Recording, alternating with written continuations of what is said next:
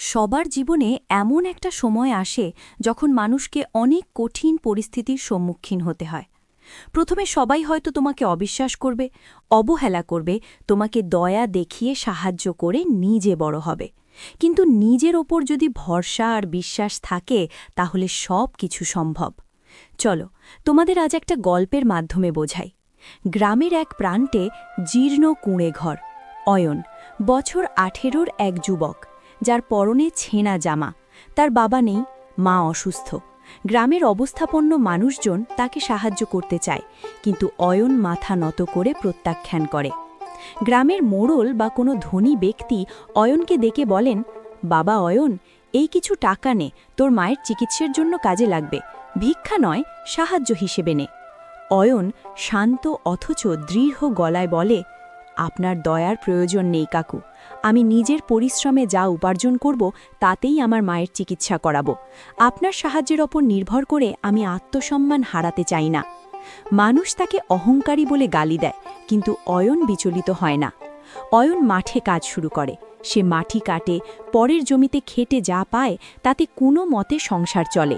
কিন্তু অয়ন শুধু কাজ করে না, সে শেখে। রাতের বেলা সে গ্রামের পুরনো লাইব্রেরি থেকে ধার করা বই পড়ে কৃষি ও ব্যবসার কৌশল রপ্ত করে। সে গ্রামের পরিত্যক্ত পড়ে থাকা এক টুকরো অনাবাদী জমি ইজারা নেয়।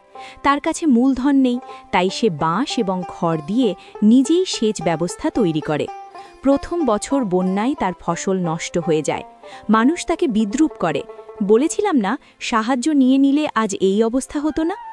অয়ন হাল ছাড়ে না, সে নতুন প্রযুক্তির কথা ভাবে। সে মাশরুম চাষ এবং ভেষজ উদ্ভিদ চাষের পরিকল্পনা করে। সে তার শেষ সম্বলটুকু দিয়ে বীজ কেনে। সে মাটির নিচে গর্ত খুঁড়ে এমনভাবে চাষ করে যা প্রতিকূল আবহাওয়ায় টিকে থাকতে পারে। কয়েক মাসের পরিশ্রম, এবার আর বন্যা নয়, বরং তার চাষ করা মাশরুম এবং ভেষজ ফসলে মাঠ ভরে ওঠে। শহরের বড় বড় ব্যবসায়ীরা তার থেকে পাইকারি দরে পণ্য কিনতে আসে। অয়নের ছোট বাগান এখন বিশাল খামারে পরিণত হয়েছে। তার মায়ের চিকিৎসা এবার গ্রামের সবচেয়ে ভালো হাসপাতালে হয়। আজ সে শুধু ধনী নয়, সে স্বাবলম্বী। সেই একই ধনী ব্যক্তি যে তাকে সাহায্য করতে চেয়েছিল, আজ অয়নের অফিসের সামনে দাঁড়িয়ে আছে। অয়ন তাকে দেখে এগিয়ে যায় এবং হাসি মুখে বলে, কাকু, সেদিন আপনি আমাকে টাকা দিতে চেয়েছিলেন, আজ আমি আপনাকে আমার এই প্রজেক্টের অংশীদার করতে চাই, কিন্তু এবার আর সাহায্য হিসেবে নয়, ব্যবসার পার্টনার হিসেবে। মানুষের দয়া বা ভিক্ষা আপনার পেট ভরাতে পারে, কিন্তু তা আপনার ভাগ্য পরিবর্তন করতে পারে না। যে ব্যক্তি নিজের পরিশ্রমে তিল তিল করে পাহাড় গড়ে, তার জেদই তার সবচেয়ে বড় মূলধন। আমাদের সকলের জীবনে এমন একটা সময় নিশ্চয়ই এসেছে যেখানে আমাদেরও অয়নের মতো পরিস্থিতির সামনাসামনি হতে হয়েছে। আপনার জীবনে সেই মানুষটা কে যে আপনার স্বপ্নকে তুচ্ছ করেছিল? নিচে কমেন্ট বক্সে আপনাদের জীবনে ঘটা কিছু এরকম ঘটনা বলে যান, যা বাকিদের অনুপ্রাণিত করবে।